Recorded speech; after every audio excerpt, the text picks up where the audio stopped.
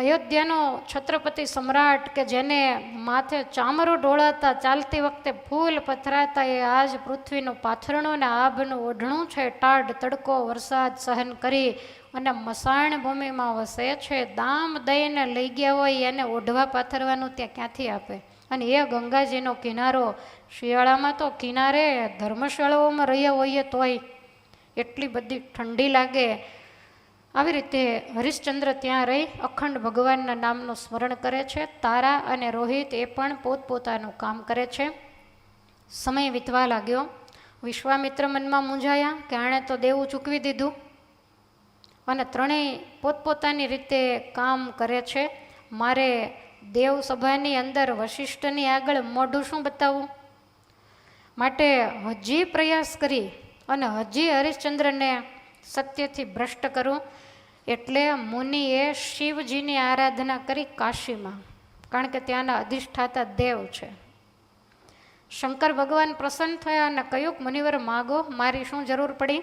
ત્યારે મુનિ એવું બોલ્યા મુનિ એવું બોલ્યા કે હે ભગવાન, હરિચંદ્ર એટલી બધી મેં મહેનત કરી, દોડી દોડીને થાકી ગયો તો સત્યમાંથી વિચલિત થતો નથી. માટે હું તમારી પાસે એ માગું છું કે એને તમે સત્યમાંથી વિચલિત કરો. શિવજી હસતા હસતા કહે છે કે હે મુનિવર, હવે તો એ સત્યવાદીનો કેળો મૂકો, તમે થાક્યા નથી? વશિષ્ઠજીના વચન ક્યારેય ખોટા નહીં પડે. હરિશ્ચંદ્ર સત્ય નહીં ચૂકે. અને છતાંય વિશ્વામિત્રજી કહે છે તો એવું ન કરવું હોય તો કાંઈ નહીં, પણ મારી થોડીક વિનંતી તો સાંભળો. શું? તો કે હરિશ્ચંદ્ર જેને ત્યાં વેચાયા છે ને એ કાળસેનના શરીરમાં તાવ મૂકો. શિવજી કે એટલું કરી દઉં. આ કહે છે તો આગળની બાજુ બધી જ હું સંભાળી લઈશ.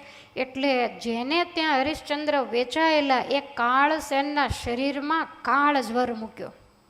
શરીર પર જુવારના દાણા મૂકે તોય ફૂટી જાય, આવો ભયંકર તાવ આવ્યો. ઘણી બધી દવા ઔષધ વગેરે કરાવ્યું પણ કાંઈ કારી ફાવી નહીં. એ વખતે વિશ્વામિત્રજી આ કાળસેનના કુળ ગોરનું રૂપ લઈને એને ઘેર ગયા. એક ઘર બાકી નથી મૂક્યું. જય એને બેઠા અને કહ્યું કે કેમ, કાંઈ બીમારી છે? ત્યારે કહ્યું કે હા ભૂદેવ, એટલી બધી બીમારી છે અને એવો તાવ આવ્યો છે કે ઘણા બધા વૈદોને બોલાવ્યા પણ તાવ કાંઈ દોરો દેતો નથી. માટે તમે કાંઈક હવે ઉપાય કરો તો સારું. એટલે વિશ્વામિત્રજી જોશી હોવાનો ડોંગ કરીને આમ વેઢા ને એવું બધું ગણવા માંડ્યા. અને પછી કીધું કે કાળસેન, તમને ગ્રહ પીડા છે, તો આ ગ્રહ પીડાને કેવી રીતે દૂર કરવી? તો કે ગંગાજીમાંથી એક સાથે 100 ઘડા પાણી ભરી અને એ પાણીને ગરમ કરીને એનાથી જો તમે નાવ તો તમારો તાવ નિશ્ચય ઉતરી જાય અને તમને શાંતિ થઈ જશે. આટલું કહી અને વિશ્વામિત્રજી તો ગયા. કાળસેને વિચાર્યું કે 100 થી 125 ઘડા પાણી મગાવું, પણ આવું પાણી લાવે કોણ? અને એને વળે ગરમ કરવા માટે પાછું બળતણ જોઈએ, એ વીણવા જવાનું. અને ગંગાજીનું ઠંડુ હિમ જેવું પાણી. ત્યાં એને યાદ આવી ગયું કે મેં સોના મર્યો આપી અને ખરીદેલો જે મારો વ્યક્તિ એ સ્મશાન ઘાટ ઉપર છે, માટે એને બોલાવી લઉં, એ મારો નોકર જ છે ને. માટે 125 ઘડા પાણી લાવી અને મને સ્નાન કરાવશે. એટલે તરત જ સ્મશાન ઘાટેથી હરિશ્ચંદ્રને બોલાવવામાં આવ્યા. હાથ જોડ્યા, માલિક શું આજ્ઞા છે? ત્યારે કાળસેને આજ્ઞા કરી કે 125 ગાગર ગંગાજીનું પાણી લાવી ઉકાળી અને તારે મને સ્નાન કરાવવાનું છે. હરિશ્ચંદ્ર કે કાંઈ વાંધો નહીં, એના માટે ચૂલ ખોદવી પડે. એટલે આ બધું જ હરિશ્ચંદ્રજીએ કર્યું. જંગલમાં જઈ અને લાકડાઓ કાપી વીણી અને ભારાને ભારા લાવી આંગણામાં ઢગલો કર્યો. અગ્નિ પ્રજ્વલિત કર્યો. ઉપર મોટો તાવડો મૂક્યો. પાછું એક એક ઘડાથી જ પાણી લાવવાનું, એટલે અંદર નાખતા જાય એ પ્રમાણે ગરમ થતું જાય. આવું એમણે વિચાર્યું. એટલે પેલું કડાયું છે તાવડો એ ગરમ થયો અને જઈ ઘડો લાવીને ભરીને અંદર નાખે. વળી પાછા જાય, બીજો ઘડો ભરી અને જ્યાં લાવે તે અગ્નિદેવ બધું પાણી શોષી જાય. થોડું એવું જ પાણી તાવડાની અંદર રહે. હરિશ્ચંદ્રએ બપોર સુધી પાણીના ફેરા માર્યા, પણ તાવડામાં પાણી દેખાતું નથી. વિશ્વામિત્રના વચને અગ્નિદેવનું જોર વધવા લાગ્યું. આખરે હરિશ્ચંદ્ર થાકી ગયા, કારણ કે વારે વારે વાંકા વળવાનું, પાણી ભરવાનું, અને એ પગથિયા આપણે જોઈએ એ કાંઈ આજકાલના નથી. હવે એટલા બધા થાક્યા કે હવે વાંકા વળી અને ઘડો માથે મુકાય એવું શક્તિ રહી નથી. બાજુમાં જ બગીચો છે, એ બગીચામાં ઝાડ ઉપર રોહિત બેઠો છે. તમને એમ થાય ઝાડ ઉપર શું કરવા? તો એના માલિકે એને કીધેલું કે ઝાડ ઉપર ચડી અને પાકી ગયેલા પાંદડા ખરે ત્યાર પહેલાં તારે તોડી લેવાના, અને કોઈ પણ ફળ હોય એમાં સડો બેઠો હોય તો તારે ઝાડ ઉપર ચડીને તોડી લેવાના. આવી આજ્ઞા એને કરેલી. એટલે એ ઝાડ ઉપર બેઠેલા, અને એણે હરિશ્ચંદ્રને જોયા એટલે તરત ઓળખી ગયા. હરિશ્ચંદ્ર એટલા બધા થાકી ગયેલા એટલે એણે નજીક જઈને કીધું કે રોહિત, મને આ પાણીના ઘડા જરીક માથે ચડાય તો સારું. ત્યારે રોહિત કહે છે કે હે પિતાજી, મારો અને તમારો જે સંબંધ છે ને એ મારું મન તો જાણે છે, પણ અત્યારે હું જે જગ્યાએ છું, તમે એક સ્મશાનીનું કામ કરો છો, હું પવિત્ર બ્રાહ્મણને ત્યાં છું, માટે અત્યારે જો હું તમારો સ્પર્શ કરું તો મારે પણ સ્નાન કરવું પડે. અને આપણે બંનેએ પિતાજી આપણા માલિકને વફાદાર રહેવું જ જોઈએ. અને હું સ્નાન કરવા અચાનક જાઉં ને મારો માલિક બગીચામાં આવે ને પૂછે તારે શું નાવાની જરૂર, અત્યારે કેમ ગયો હતો, તો મારે એની પાસે ખોટું ન બોલાય, મારે એને કહેવું જ પડે કે મેં આવી રીતે એક સ્મશાનમાં કામ કરનારી વ્યક્તિને પાણીનો ઘડો ચડાવ્યો, તો માલિક ખોટા ખીજાય. એટલા માટે પિતાજી એવું તો હું નહીં કરી શકું, પણ હું તમને એક રસ્તો ચોક્કસ બતાવું. શું? તો કે તમે ઘડો ભરવા માટે જાઓ ને ત્યારે છાતી સુધીના ઊંડા પાણીમાં જાજો, અને સીધો ઘડો ભરીને મસ્તક ઉપર, એટલે વાંકા વળવાનો પ્રશ્ન ન આવે. હરિશ્ચંદ્રને આ વાત ગમી એટલે એવી રીતે પાણી લાવવા માંડ્યા, ઉતાવળથી કામ થવા માંડ્યો. પણ રોહિત ઉપર વિશ્વામિત્રને ગુસ્સો આવ્યો, આ ત્યાં ક્યાં ડાપણ કરવા ગયો, પહેલાંનું કામ સરળ કરી આપ્યું. તમને સમજાણું? કિનારેથી આમ ભરો એટલે વાંકા વળીને ડૂબાડીને ભરવું પડે, આટલા પાણીમાં જાવ એટલે સીધો ભરીને માથે, પછી એમને એમ જ બહાર નીકળી જવાનું. આપણે અત્યારે બોલવામાં બધું સીધું પડે, પણ જેણે કર્યું હશે એને લાખ લાખ વંદન કરવાનું મન થાય. આજ પણ મણિકર્ણિકા ઘાટને જ્યારે જોઈએ ત્યારે આપણને અત્યારની પરિસ્થિતિ તો સમજ્યા, પણ હરિશ્ચંદ્ર યાદ આવ્યા વગર રહે નહીં. એ તો અત્યારે આટલી મોટી મોટી ધર્મશાળાઓ, મોટા મોટા બિલ્ડિંગ છે, તેથી તો ભૂત રૂવે ભેંકાર એવું ચારેય બાજુ જંગલ હોય, અને સ્મશાન હંમેશા નગરની બહાર જ હોય. એક બાજુ ગંગાજી ઘૂઘવાટા કરતા હોય, અને એ રાત્રિનો સમય. મનમાં વિશ્વામિત્રજી વિચારે છે કે આ બરોબરના હરિચંદ્ર હેરાન થતા, એમાં પાછા રોહિતે એને સરળતા કરી દીધી, એટલે એટલો બધો ક્રોધ ચડ્યો કે કાળો નાગ બનીને ઝાડ ઉપર બેઠેલા રોહિતના અંગૂઠે ડંખ માર્યો. અને ક્રોધ એટલે ડંખ વાગતાની સાથે જ રોહિત ઝાડ ઉપરથી તરફડીને નીચે પડ્યો. પણ નીચે પડતાની સાથે ચક્કર આવવા માંડ્યા. ઊભો થઈ અને આમ મહેનત કરે ચાલવાની, પણ ગોળ ગોળ બધું ફરે છે, એટલે એકદમ રોહિત ચકડીએ ચડ્યો.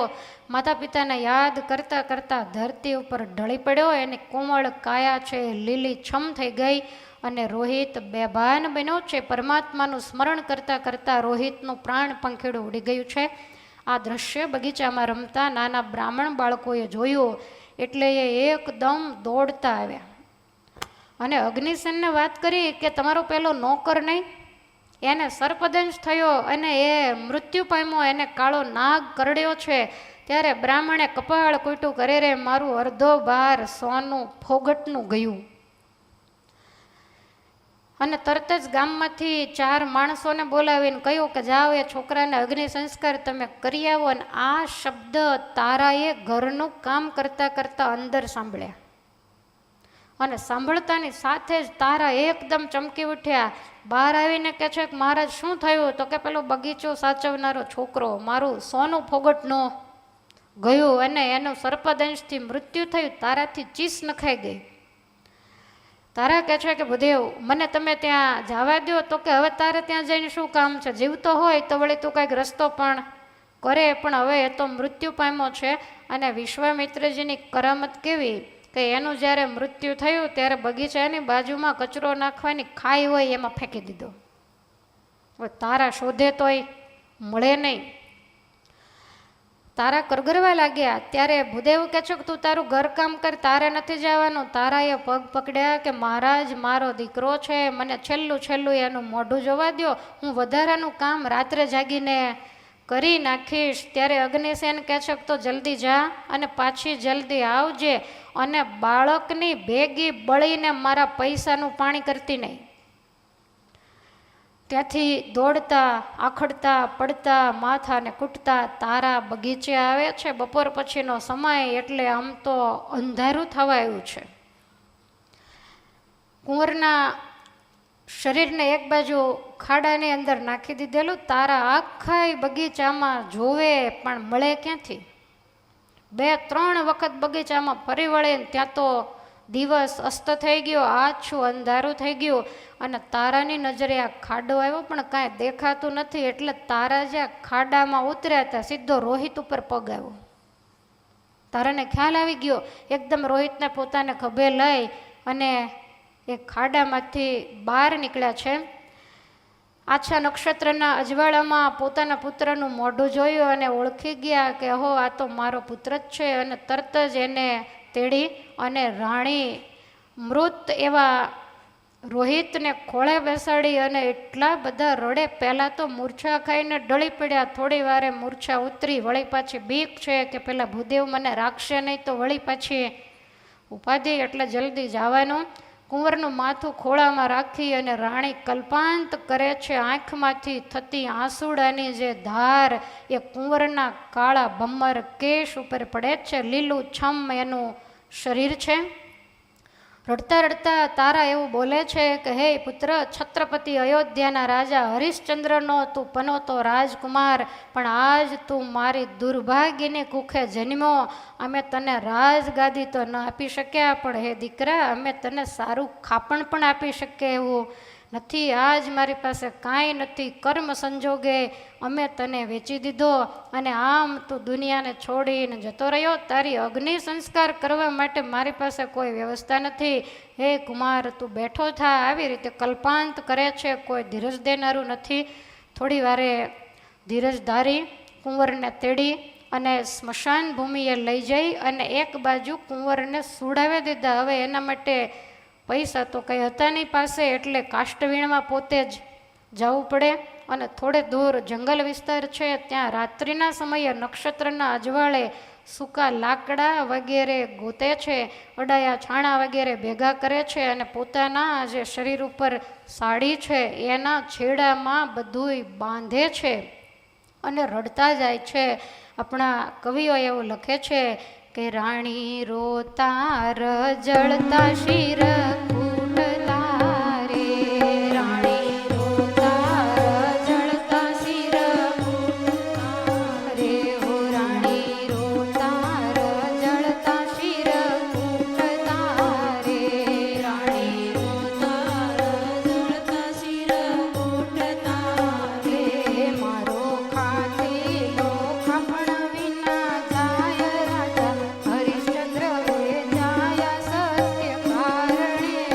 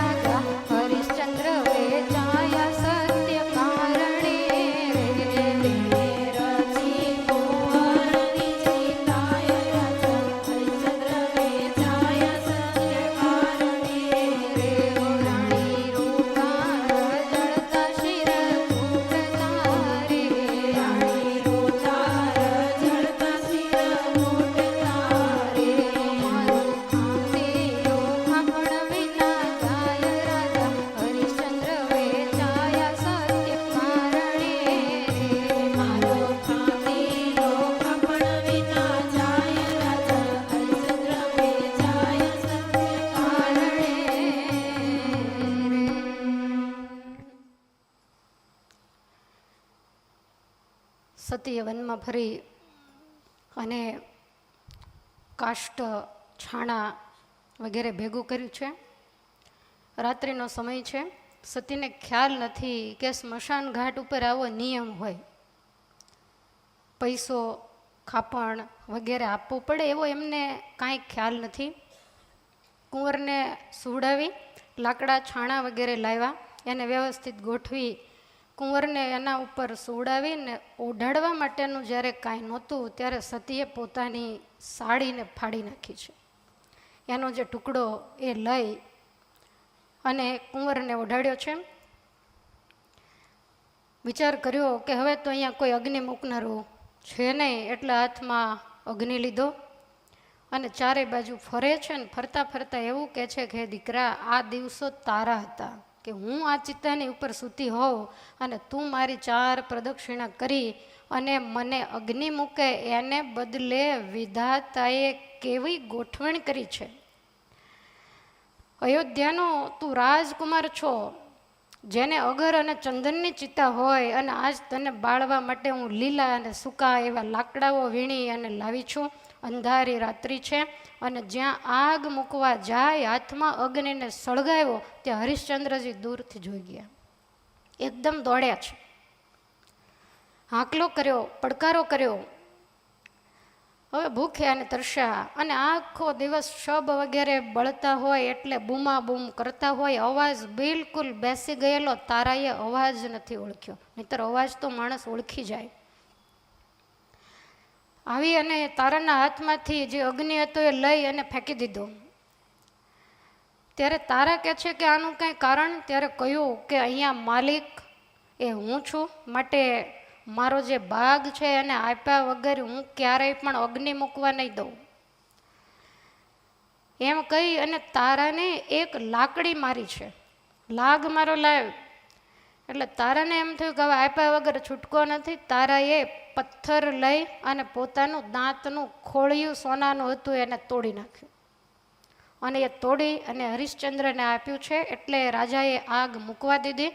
આ તો લાગ લઈ અને જતા રહ્યા છે. પણ જ્યાં આગ લાગી એ જ વખતે વિશ્વામિત્રને ગમ્યું નહીં. વિશ્વામિત્રએ ઇન્દ્રને આજ્ઞા કરી ધોધમાર વરસાદ માંડ્યો વરસવા. ચિત્તા ઠરી ગઈ તરત ને તરત. એટલે તરત જ અર્ધ બળેલું પુત્રનું શબ લઈ બાજુમાં એક દેવનું નાનું એવું ડેરું હતું, એની અંદર તારા એને ખોળામાં લઈ અને જતા રહ્યા. હરિશ્ચંદ્ર તો પોતાના સ્થાને ગયા. આ બાજુ વિશ્વામિત્ર અલગ રૂપ ધારણ કરી અને પેલા ડેરામાં આવ્યા અને મોટો લોઢાનો છરો એ તારાના હાથમાં આપી અને એવું કહ્યું છે કે આ સ્મશાન ભૂમિ છે અને તારી પાસે આ શબ છે, એટલે રાત્રિના કોઈ ભૂત પ્રેત વગેરે આવશે તો તને હેરાન કરશે, માટે હાથમાં તું આ છરો રાખજે. એટલે તારાએ તરત જ એ મોટી જે છરી હતી એ હાથમાં લઈ લીધી અને ત્યાંથી તરત જ વિશ્વામિત્રજીએ જઈ અને કાશીના રાજાને જગાડ્યા. રાજા એકદમ બેઠા થયા તો એને એવું કહ્યું કે તારો જે સ્મશાન ઘાટ છે ને ત્યાં મૂર્તિમાન મરકી આવી છે અને મળદાઓને છરીથી કાપી કાપીને ખાય છે, માટે સૈનિકોને મોકલી અને કાંઈક એનો રસ્તો કરાવ્યો. એટલે રાજાએ તરત જ કાળસેનને બોલાવ્યો અને એવું કહ્યું કે જાઓ એ મરકીને મારીને ભગાડો. સામે એવું લખ્યું છે કે ત્યારે ભૂપે બોલાવ્યો કાળસેનને, જાઓ મારો ગરદન એહને ઝાલી લીધી, પછી જટીએ અને મારવા સારું તેહને. હવે ખોળામાં અર્ધ બળેલું પુત્રનું શરીર છે અને રાજ્યના માણસો આવ્યા, કાળસેન વગેરે પણ આવ્યા. ઢીકા ગડદા પાટુએ વળી મારી મારી કરી છે અધમોઈ, મારો મારો કહે શું વિચારો, કરો મૂંડ અને ધડ થકી જોઈ. રોહિદાસનું તો પડ્યું રહ્યું અને બધાએ તારાને મારવા લાગ્યા છે. સ્વામીને વચ્ચે યાદ આવી ગયું એટલે સ્વામી એવું લખે છે કે એવા દુઃખ આવી પડ્યા જે સયા ન જાય શરીર, એવા દુઃખ આવી પડ્યા જેવા સયા ન જાય શરીર, એવા દુઃખ આવી પડ્યા જેવા સયા ન જાય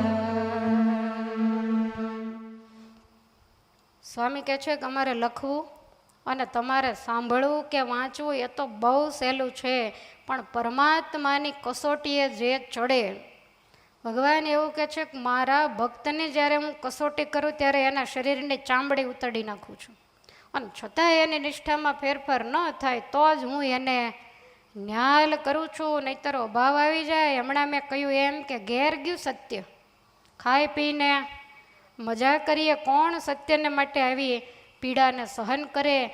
સૂત મુવાનો અતિ શોક છે. હવે એકનો એક રાજકુમાર આવી રીતે મૃત્યુ પામ્યો, એને કેટલું દુઃખ હશે. અને તમે વિચાર કરો કે સ્ત્રીને સાહસ કરવું, પોતાના ને પોતાનો દીકરો, એના માટે કાષ્ટ વીણવા, એના માટે ચિત્તામાં એને પધરાવવો, અગ્નિ મૂકવો, આ બધું કોઈ, અને એમાંય સામાન્ય સ્ત્રી તો શું, આ તો મહારાણી હતા, જેણે ક્યારેય આવા દુઃખને જોયા કે સાંભળ્યા નથી, છતાંય ધીરજ ધારણ કરી અને સહન કરે છે. અને એ વખતે આ જે કાળસેન હતો એણે હરિશ્ચંદ્રને બૂમ પાડી કે હરિશ્ચંદ્ર જલ્દી આવજે, અને આને આ મરકીને તું જાનથી મારી નાખ, હાલે આ તલવાર. અને જ્યાં હરિશ્ચંદ્ર શબ્દ સાંભળ્યો ત્યાં તારાના કાન ચોંક્યા. ઠીક, રાજા સ્મશાન ઘાટની અંદર વેચાયા હશે, કારણ કે હરિશ્ચંદ્ર તો બીજો કોઈ છે નહીં, એટલે ખબર પડી ગઈ કે આ તો રાજા જ છે. તારાને બહુ દુઃખ થયું. કહો રાજ સિંહાસન ઉપર બેસનારા કેટલા સમયથી 2 થી 3 વર્ષ સુધી આ કામ હરિશ્ચંદ્રજીએ કરેલું છે, ત્રણેય આ કામ કરેલું. એટલે હરિશ્ચંદ્ર આખી ધરતીની ધીરજને ભેગી કરી અને સ્મશાન ઘાટે આવ્યા છે. હરિશ્ચંદ્રને પણ દેવ ઈચ્છાથી ખબર પડી ગઈ કે આ મારો પુત્ર રોહિત છે અને આ જ મહારાણી તારા છે.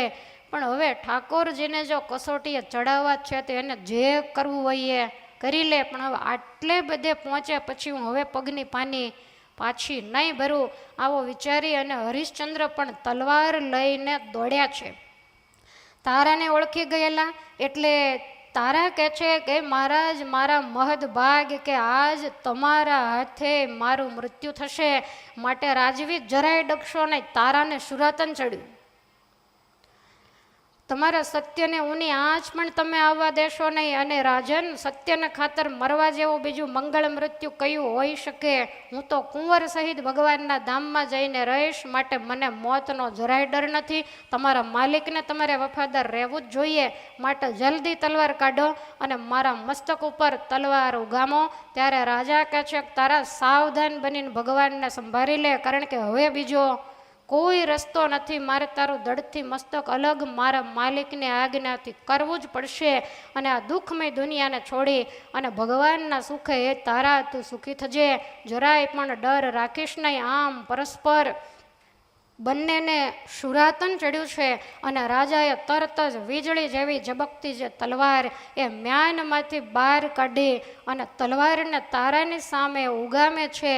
નિષ્કુળાનંદ સ્વામી અહીંયા વર્ણન કરે છે કે રાણી વાણી જાણી જાણી તાણી તાણી તીખી કે કાઢ કાઢ કાઢ કરવાળ તારી ગ્રહે અતિ ગાઢ ગાઢ ગાઢ મને વાડ વાડ વાડ વળી વાડ હવે મુંડ મારી રખે અડર નર ડરે કરી ડરતા થર થર કર કરીશ માજો ધરી ધીર શૂરવીર થઈ નાથ નાથ હાથ હાથ વાળતા દિલે ડરીશ માજો. ત્યારે અચાનક ચાનક ચિત્તે ચડી દડવડી ડગ ભરી દોટ દીધી અતિવી કરાળ કરવાળ જેવી કહીએ ભૂપાળ ઉતાળ તત્કાળ લીધી. કાઢ્યું ખડગ વળી થડક ધડક નથી ને થડક થડક થડકતે થડક વળી નથી ફડકતી ફડક ફડકે ફડક ઝડક ઝડક કહે મને માર વળી માર માર માર કરે તીખી તલવાર ને ધારે ધારે ધારે ધીરજ ના રહે તારે તારે તારે તારા ભણે માર માર માર મને માર એમ મુખે કહે. સૂર નર સાથ સાથ સાથ મળ્યા path path path path path પડે રડે રહ્યા નિષ્કુળાનંદ અનાથ ના નાથ નાથ હાથ હાથ હાથ ગ્રહી લીધો ત્યાં હાથ હાથ ગ્રહી લીધો છે ત્યાં હાથ હાથ ગ્રહી લીધો છે ત્યાં. રાજાનું સત્ય, રાણીની શૂરવીરતા જોતાની સાથે જ એ અંધારી રાત્રિમાં એ કાશીના આકાશમાં દેવતાઓના વિમાનોને ઠઠ જામવા લાગી. બધાય જોઈ રહ્યા છે ને રાણી એમ કહે છે કે રાજા મારો હવે આટલી પરીક્ષા આપી તો આટલામાં બાકી શું મૂકવાનું, બાકી સત્ય છોડવાનું નથી. અને આ જ્યાં સાંભળ્યો દિગપાળો ડોલવા લાગ્યા, ધરતી ધ્રુજવા લાગી, નદીઓના વેણ બદલાવા લાગ્યા, પર્વતો ફાટવા લાગ્યા, સમુદ્રની અંદર પર્વત જેવા મોજાઓ ઉછળવા લાગ્યા. અને તારાના મસ્તક ઉપર જ્યાં રાજા તલવારનો ઘા કરવા જાય આકાશમાં જ્વાળા થયા. ભગવાન ચતુર્ભુજ સ્વરૂપ ધારણ કરી અને ઊંચી કરેલી તલવારને ભગવાનને પકડી લીધી. હરિશ્ચંદ્રનો હાથ જાયલો છે. સાબાશ હરિશ્ચંદ્ર સાબાશ, બોલો ભક્તવત્સલ ભગવાન કી જય. હરે કૃષ્ણ મહારાજ. મસાણ ભૂમિમાં અચાનક અજવાળા થયા છે. દેવતાઓએ આકાશમાંથી નંદનવનના પુષ્પોનો વરસાદ કર્યો છે. ભગવાને રોહિતના શરીરનો સ્પર્શ કરતા રોહિત ઊભો થઈ અને ભગવાનને વંદના કરે છે. તમામ દેવતાઓ હાજર છે. ત્રણેય પરમાત્માના ચરણમાં પડ્યા છે. ભગવાને ત્રણેયના મસ્તકે પોતાના કરુણાભીના હાથ ફેરવ્યા છે. ત્રણેય મૂળ વેશની અંદર પરમાત્માનો સ્પર્શ થતા આવી ગયા. ભગવાનની આંખમાં આજ આંસુડા સમાતા નથી કે હે હરિશ્ચંદ્ર, આ દુનિયામાં સત્યવાદી તો ઘણાય થશે, પણ તારા જેવો કોઈ થયો પણ નથી અને થશે પણ નહીં. તારી ટેક, તારી ભક્તિ, તારા સત્ય એને ધન્ય છે. આજથી જ્યાં સુધી આ અવની રહેશે ત્યાં સુધી બધાય તને સત્યવાદી હરિશ્ચંદ્ર કહે અને યાદ રાખશે. તારા ઉપર હું અતિશય પ્રસન્ન છું. આમ કહી અને ભગવાન કહેવા લાગ્યા, માગો હરિશ્ચંદ્ર આપો તુજને જી, માગો હરિશ્ચંદ્ર આપો તુજને જી, માગો હરિશ્ચંદ્ર આપો તુજને જી, માગો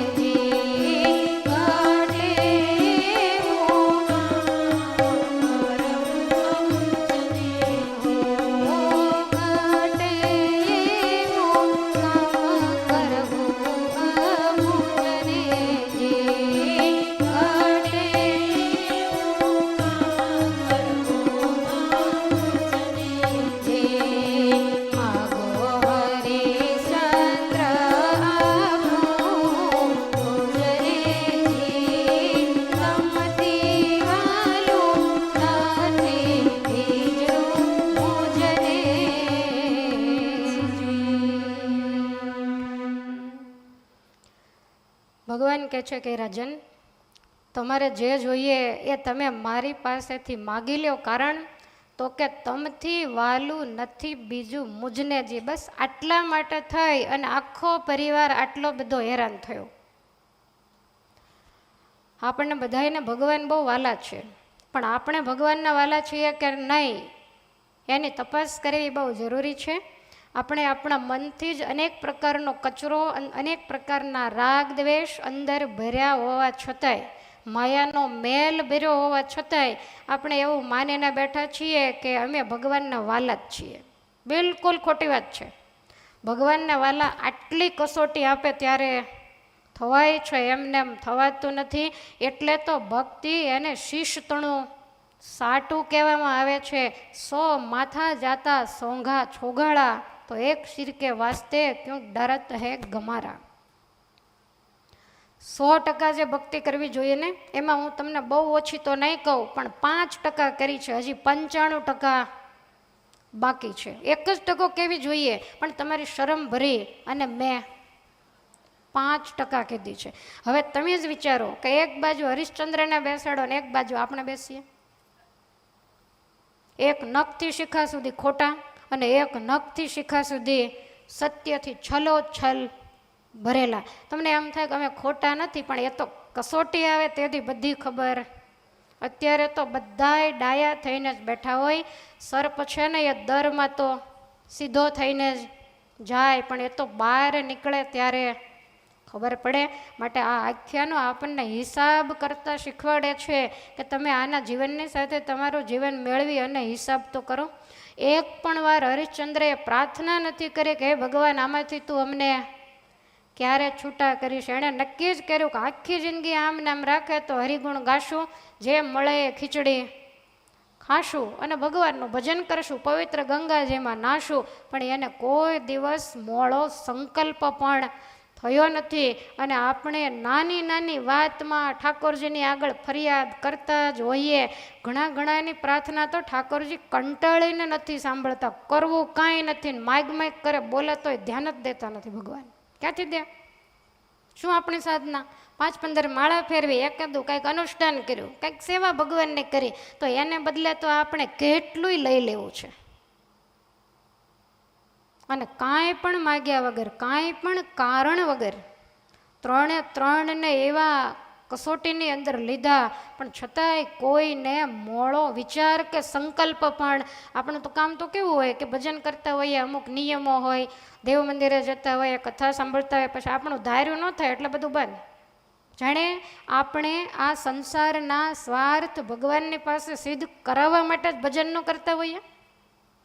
ભગવાનને જાણે આપણા ભજનની ગરજ હોય ને શું. ભગવાનને ગરજુ બનાવીને આપણે ભજન કરીએ છીએ. અને આ બધા ભક્તો એવા છે કે પોતે ગરજુ બનીને ભજન કરે છે અને એ મેદાનમાં આવી જાય છે. તમારે જે કસોટી કરવી હોય એ કરી લ્યો, બાકી એક વખત તમે અમને ઓળખાઈ ગયા છો, અમે તમારો આશરો ક્યારેય પણ છોડવાના નથી. તમારા પ્રત્યે અમને મોળો ઘાટ પણ ક્યારેય થવાનો નથી. ભગવાને સામે ચાલીને એવું કીધું કે હરિશ્ચંદ્ર, આ દુનિયામાં ભગત તો ઘણાય હશે, પણ તારી જેવો મને મારા હૃદયમાં કોઈ વાલો નથી. બસ આટલું બોલ્યું એટલે કામ. આપણે આખો દિવસ વાલા તારા દંતદળમના બીજને, વાલા તારું આ ને તે, આપણે વાલા કરીએ, પણ વાલો જેદી આપણને વાલા કે તે દિવસે આપણે કરવાનું કામ પૂરું થઈ જાય, આપણી સાધના એની પૂર્ણાહુતિ થઈ જાય.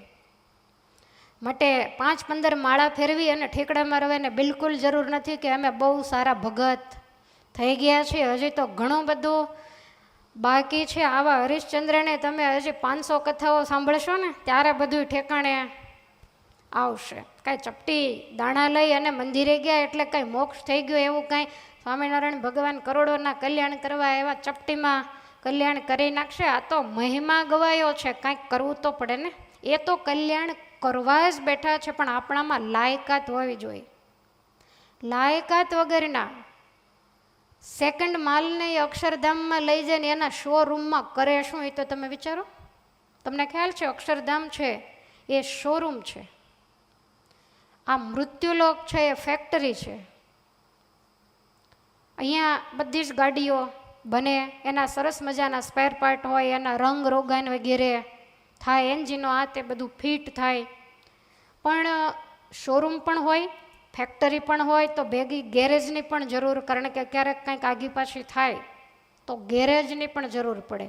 ફરીવાર યાદ રાખો, મૃત્યુલોક છે ગાડીઓને બનાવવાની ફેક્ટરી છે, બદ્રિકાશ્રમ છે એ ગેરેજ છે, અને અક્ષરધામ છે એ શોરૂમ છે. શોરૂમની અંદર સેકન્ડ ગાડીઓ હોય, નુકસાનવાળી, કંઈક કલર ઘસાઈ ગયો હોય, કંઈ બીજું ત્રીજું. શોરૂમમાં પડીકા પેક, બિલકુલ નુકસાની વગરની ગાડી હોય. અને કદાચ એ ગાડીને તમે ખરીદીને ક્યાંક અડાડી, કંઈક ગોબો પડ્યો, બીજું ત્રીજું થયું તો તમે હાથે ઉપાડી નાખો? તો ક્યાં લઈ જાઓ? ગેરેજમાં. તો આપણે આ મૃત્યુલોકની અંદર જ્યારે આવ્યા છીએ, આપણને મનુષ્ય જન્મ આપ્યો છે, આ શરીરરૂપી ગાડી, એને અહીંયા જ્યારે જન્મ આપ્યો છે ત્યારે એણે અક્ષરધામના શોરૂમમાં શોભે એવી થવાનું છે. અને જો કાંઈ પણ ખામી રહી ગઈ તો એ ગેરેજમાં જશે. ક્યાં જશે? બદ્રિકાશ્રમમાં.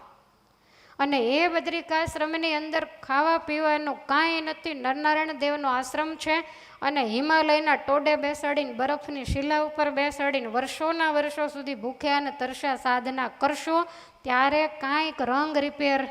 કારણ કે તમે જુઓ, નવી ગાડી હોય ને, ક્યાંક કલર વગેરે ઉખડી ગયો હોય તો તમે ખાલી પીછી મારો કે એટલામાં મરાવો તો એ થીગડું લાગે. એ આખી જ ગાડીને કલર મારવો પડે તો જ એ નવી બને.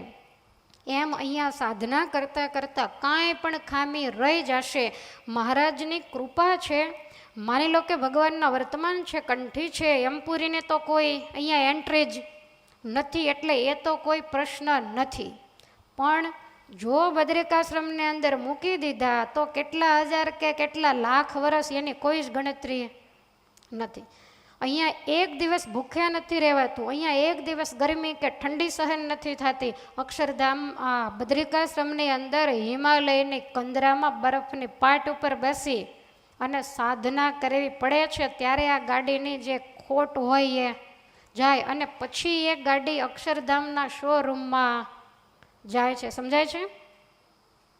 એટલે કોઈ પોપાબાઈના રાજ નથી કે ત્યાં માથા મારી મારીને બધા. આ કાંઈ સરકારી બસમાં થોડું ચડવાનું છે, ધક્કા મારીને ઘૂસી જવાય? આના માટે તો બહુ સાધના જોઈએ. અને ધક્કો મારીને ઘૂસી જવાતું હોય તો હરીશચંદ્ર આટલા બધા પીડાય ખરા? બેસે છે કાંઈ મગજમાં કે નહીં? માટે મરણીય થઈ અને જ્યારે આપણે સાધના કરવા માંડીશું, ખાલી સાધના નહીં, ભૂખ્યા સુકાઈ જાવ પણ સ્વભાવને પ્રકૃતિ જો ન જાય તો એ સાધનાનો પણ કોઈ મતલબ નથી. તમે પહેલાં માણસ બનો, પછી ભક્ત બનો. એક માણસ તરીકે, એક ગૃહિણી તરીકે મારી શું ફરજ છે એનું આપણને પૂરેપૂરું ભાન હોવું જોઈએ. આપણને એ ખબર હોવી જોઈએ કે હું કોઈની બેન છું, હું કોઈની સ્ત્રી છું, હું કોઈની માં છું. જેટલા સંબંધો આપણને લાગુ પડતા હોય એ બધાની ફરજો બજાવી ઉત્તમ માણસ થઈ અને પછી ઉત્તમ ભક્ત થવાનું છે. અને આ ફરજો બજાવ્યા વગર ઉત્તમ ભક્ત થવું હોય તો આ સ્ટેજ ઉપર આવવું પડે. બાકી સંસારમાં રહી અને બે કામ અતિ અઘરા. તમે એક કામમાં અટવાઈ જતા હો. ઘણાને પૂછીએ કે શું કરો? તો કપડાં 10 વાગે જે કપડાં ધોતા હોય એ શું કરે? તમે વિચાર તો કરો. તમારી આળસ, 2-3 ટાઈમના વાસણ ચોકડીમાં ઢગલો કરે પણ ભળની દીકરી હાથ ન અડાડે. કામવાળી જ્યારે આવે ત્યારે ઉઠકે. કરો છો કે નહીં? પાડો. આ માથે આવે એટલે બધાય. આ હરિશ્ચંદ્રનું સારું હતું, આપણે કાંઈ પંચાયતની હેરાન એ થયા કરે, આપણે બેઠા બેઠા હા પાડીએ. પણ હરિશ્ચંદ્રના જીવનમાંથી આપણે કાંઈક લેવાનું છે. આવા ભગવાનના વાલા જો બનવું હશે. આપણો દાખલો એટલા માટે છે, તમે તમારા ઘર મૂકીને, કેટલાય બાળકોને મૂકીને, ઘણા તો 2-3 બસો બદલીને અહીંયા સુધી આવ્યા હશે, સાંજે ક્યારેય ઘેર પહોંચશે. તો આટલો સમય બગાડીને જ્યારે આપણે અહીંયા આવ્યા છીએ તો સમયનો સદુપયોગ કરવો એ આપણી પવિત્ર ફરજ છે. આપણામાં કાંઈક તો હરિશ્ચંદ્રના જીવનમાંથી આવવું જ જોઈએ. મને અતિશય આ શબ્દ ગમ્યો કે ભગવાન એવું કહે છે કે તમથી વાલું નથી બીજું કોઈ મુજને જી. આ ભગવાન પાસેથી સાંભળવા માટે આપણા કાન તલ પાપડ હોય કે ભગવાન આવું ક્યારે બોલે. પણ કોઈ ભાગ્યશાળી માટે જ ઠાકોરજી એવું બોલતા હોય છે.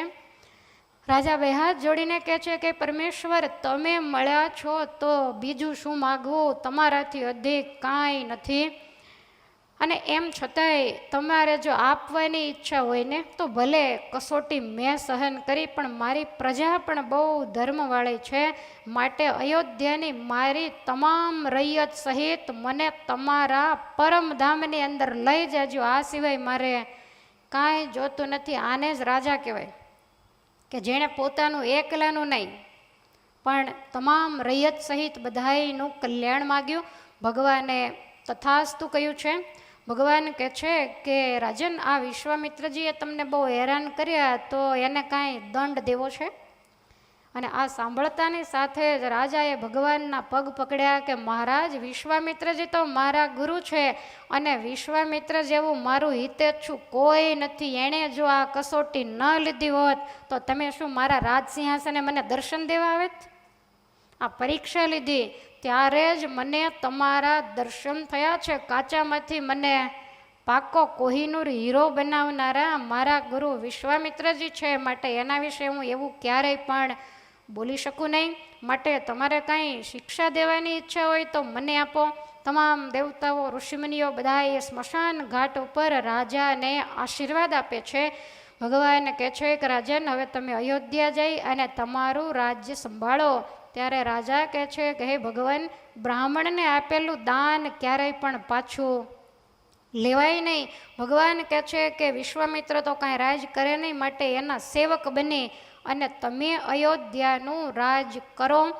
ત્યારે રાજાએ હા પાડી છે. રાજા કહે છે કે એ વાત તો બરોબર છે, સેવક બનીને હું રાજ કરી શકું, પણ હું ક્ષત્રિય હોવા છતાંય સ્મશાન ઘાટની અંદર રહ્યો એટલે હું ધર્મભ્રષ્ટ થયો છું. માટે અયોધ્યાની એ સૂર્યવંશની પવિત્ર ગાદી, તો એ ગાદી ઉપર હું કેવી રીતે બેસી શકું? ત્યારે મૂર્તિમાન તમામ દેવો આવ્યા હતા. એમાંથી યમરાજાએ એવું કહ્યું કે હે રાજન, એ કાળસેન હતો એ બીજો કોઈ નહીં, હું પોતે હતો. એ કાળસેનનું રૂપ ધારી અને તારી કસોટી કરવા માટે મેં સ્વયં યમરાજા કહેતા ધર્મરાજાએ એનું રૂપ લીધેલું. તે જે કાંઈ નીચી ટેલ ચાકરી કરીએ એની નથી કરી, તે મારી કરી છે. અને તારા જે જગ્યાએ વેચાયા એ બ્રાહ્મણ બીજા કોઈ નહીં. અગ્નિદેવ કહે છે કે હું સ્વયં, કોઈ અગ્નિસેન નામનો બ્રાહ્મણ કાશીમાં છે નહીં, માટે એ દેવ હતા, તમે કોઈની પણ ટેલ ચાકરી કરી નથી. વિશ્વામિત્રે તારા રાજ્યને ભોગવવા માટે નહીં, પણ માત્ર ને માત્ર તારા સત્યની કસોટી માટે લીધું છે. માટે મારી આજ્ઞા માનો અને તમે અયોધ્યાની રાજગાદીને સંભાળો. ગંગાજીની અંદર સ્નાન કર્યું, પરમાત્માનો સ્પર્શ થયો એટલે ગંગાજીમાં સ્નાન કરવાની એ જરૂર ન હોય. અને છેવટે વિશ્વામિત્રજીએ પણ રાજાના સત્યની કદર કરી છે. ત્રણેય પરિવાર સહિત ઘેર પધાર્યા છે. અંતરિક્ષ માર્ગે હવે હાલીને જવાનું ભગવાન મળી ગયા એટલે બધુંય પરમાત્માએ એને અંતરિક્ષ માર્ગે અયોધ્યાની અંદર પહોંચાડ્યા છે. સ્વામી હરિશ્ચંદ્રજીના આખ્યાનનું સમાપન કરતા આપણને સ્વામી અત્યારે કહે છે, મેં તમને થોડુંક વહેલા કહી દીધું. એ જ સ્વામીના શબ્દોમાં છેલ્લું સાંભળીએ. એવી ભક્તિ આદરવી ખરી, જાણો જેવી હરિશ્ચંદ્રે કરી. એવી ભક્તિ આદરવી ખરી, જાણો જેવી હરિશ્ચંદ્રે કરી. એવી ભક્તિ આદરવી ખરી, જાણો જેવી હરિશ્ચંદ્રે કરી. એવી ભક્તિ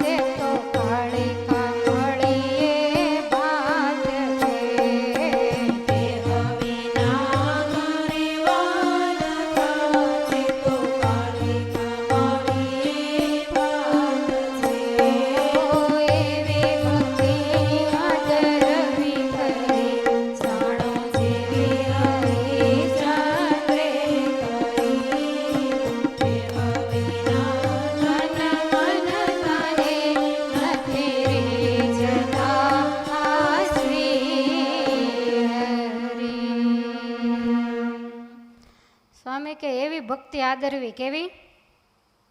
જેવી હરિશ્ચંદ્રે કરી. અને તે વિના તન મન તાને નથી રીઝતા. શ્રી હરિ નિષ્કુળાનંદ સ્વામીની જે કલમ છે ને એ બહુ કડક છે. આપણે તો ઘણી તમને ઢીલી કરીને આપીએ છીએ. તમે જોજો અમુક અમુક નવી નવી વસ્તુ હોય, ચપ્પલ નવી હોય ને ત્યારે આમ ડકે. એમ અભ્યાસ ન કર્યો હોય ને પહેલું વહેલું વાંચીએ ત્યારે સ્વામીની ભાષા ખૂબ જ કડક લાગે. પણ ઘણી વખત એવું બને કે ભારે ડોઝ હોય પણ અસર તરત જ થાય. તો સ્વામી કહે છે કાલાવાલાનું કામ નથી. આપણે કહેવા છીએ, આપણે નથી કહેતા કાલાવાલા તોય તમારા. સ્વામી કે નહીં, આયા નહીં ચાલે.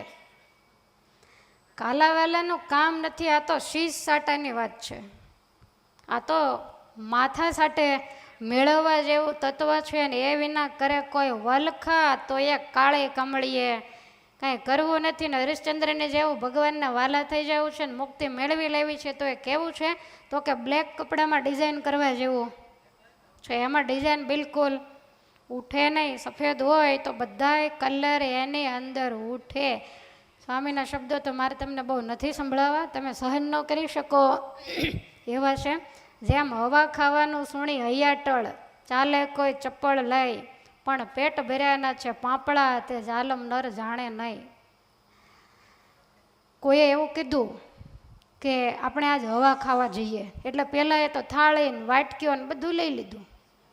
એને એમ કે હવા થાળી વાટકી એમ ખાવાની હશે. હવે એ હવા ખાવા માટે થાળી વાટકીઓ લઈને જાય તો એ શું ખાય? થાળી વાટકી એમ શું આવે કહો જોઈએ. એટલે સ્વામી કહે છે કે એવી રીતે હોરે હોરે ભક્તિ ક્યારેય પણ ન થાય. ત્યાં પેટ ભર્યાના છે પાપડા, કાંઈ હોવાથી પેટ કોઈ દિવસ ભરાય નહીં. પણ આને ખબર નથી. એક સ્વામી બીજો બહુ અદ્ભુત દાખલો આપે છે. જેમ કાની કોટે ગાલી ગાળીઓ અને જઈ સૂતી સોડ તાણીને, મનમાં જાણે એવું મરી ગઈ એવું કામ ન કરવું જાણીને. કાની નામની સ્ત્રી, સ્વામીને જે મગજમાં આવ્યું એ નામ લખી નાખ્યું. હવે એના ઘરમાં કાંઈક માથાકૂટ થઈ હશે, ધીરજ ઓછી, તાણે નક્કી કર્યું કે આપઘાત કરીને મરું. બીજું કાંઈ આવડે કે ન આવડે પણ ગળા ફાંસો ખાતા કદાચ આવડતું હશે. એટલે દોરડો લઈ આવી, ગળામાં ફાંસો નાખ્યો, પછી પલંગ ઉપર ગોદડું ઓઢીને સૂઈ ગઈ. અને બધા એને કહે છે કે એ હું મરી જાઉં છું. મરે એમ? ગળે ફાંસો નાખ્યા પછી લટકવું પડે, એમને એમ કેવી રીતે મરે? તો સ્વામી કહે છે કે આ બધા કાલાવાલા ભગત આવી ભક્તિ કરે છે. ગળે ફાંસો નાખી, દોરડું નાખી અને પોતે ને પોતે જ નક્કી જ કરી લે છે કે હું મરી ગઈ છું. એમ ખ્યાલ આવે છે? 5 માળા ફેરવી નક્કી જ કરી લીધું કે હું મીરાબાઈ બની જ ગઈ છું. થોડુંક કાંઈક વ્રત તપ કે શ્રાવણ મહિનાના એક ટાણા કરી નક્કી કરી જ લીધું કે હું મોટાબાન લાડુબાની લાઈનમાં હવે આવી જઈશ. આવું ક્યારેય પણ ન થાય. બહુ ધીરજાખ્યાન ગ્રંથ ખરેખર અતિશય અઘરો અને અંતરમાં બહુ ઉતારવા જેવો છે. સ્વામી કહે છે કે આવી કાયરતાવાળા હોય એનો આ માર્ગ નથી, હરિનો માર્ગ છે શુરાનો, નહીં કાયરનું કામ. પ્રથમ પહેલું મસ્તક મૂકીને વળતું લેવું નામ. એમને માળા ન ફેરવવી. તો ક્યારે ફેરવવી? તો કે માથું હોડમાં મૂકવાની તૈયારી હોય, ઠાકોરજી કસોટી કરીને માથું કદાચ ઉતારી લે અને દેવાની તૈયારી હોય તો જ ગૌમુખી વેચાતી લેવી. નહીતર કોક દાનમાં દેતો હોય લેવીને એની કરતાં કંઈક ચોંટાડવાનું, પટ્ટીયું મૂકવાનું કામ ન કરીએ, 5 પૈસા આવે. માળા ફેરવવાથી શું ઓળે? ફેરવવી તો સાચા ભાવથી ફેરવી, હરિશ્ચંદ્રની જેમ શૂરવીર થઈને ફેરવી. તો સ્વામીએ પાછળના 2 કડવામાં આ બધી વાત કરી છે. માટે જોઈ અધિકાર આપણો, પછી દિલમાં કરવો દોડ. પ્રહલાદ, ધ્રુવ અને હરિશ્ચંદ્ર જેવો ક્યાંથી પૂરો થાય કોડ? સ્વામી કે અપને પહોંચ વિચાર કે કરીએ તૈથી દોડ, ઇતના પાવ પસારીએ જીતની લંબી સોડ. હરિશ્ચંદ્રને હોડ બહુ લાંબી હતી એટલે એણે પગ ઘણાય લાંબા કર્યા તોય વાંધો ન આવ્યો. આપણે સોડ બિલકુલ ટૂંકી છે એટલે આપણે પગ વધારે પડતા લાંબા કરવા નહીં, નહીતર ખુલ્લા ઉનાળો હશે તો મચ્છર તોડી ખાશે, શિયાળો હશે તો ઠંડી લાગશે.